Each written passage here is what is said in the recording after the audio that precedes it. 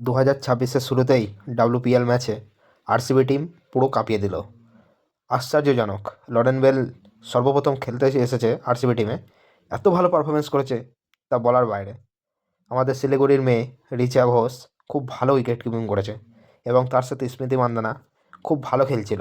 খেলতে খেলতে সে catch out হয়ে যায় এবং ক্যাচ আউট হয়ে যাওয়ার পরে টিম খুব আশ্চর্যজনক হয়ে গেছিলো এবং অস্ট্রেলিয়ার ওপেনার সে পর্যন্ত আউট হয়ে গেছে। আউট হয়ে যাওয়ার পরে তো আমরা তো ভেবেছিলাম আরসিবি টিম হেরে গেছে। তো তারপরে ডি ক্লার্ক এত ভালো পারফরমেন্স করেছে যে আরসিবি টিমকে জেতানোর মুখ দেখিয়ে দিয়েছে। যেখানে এলিস পেরি নেই, সেখানে তার কৃতিত্ব সে পালন করছে খুব সুন্দরভাবে। এবং তারপরে আরসিবি টিমের এত ভালো পারফরমেন্স হবে সেটা আমরা কেউ কখনো ভাবতে পারিনি। স্মৃতি মান্দানা তাকে জড়িয়ে ধরেছে, অ্যালিসা পেরি না থাকার পরেও সে খুব ভালো খেলেছে এবং এই দুজন হচ্ছে ম্যাচের নায়িকা। মুম্বাই ইন্ডিয়ান্সকে তারা বুঝিয়ে দিল যে হে মুম্বাই, আমাদের কাছে এত অলরাউন্ডার নেই তো কী হয়েছে, আমরা কিছু সংখ্যক ব্যাটসম্যান নিয়ে, কিছু সংখ্যক বোলিং নিয়ে আমরা ম্যাচটাকে অতি সহজেই জিতিয়ে নিতে পারার ক্ষমতা রেখেছি। বন্ধুরা, অবশ্যই সাবস্ক্রাইব করবেন আমার চ্যানেলকে।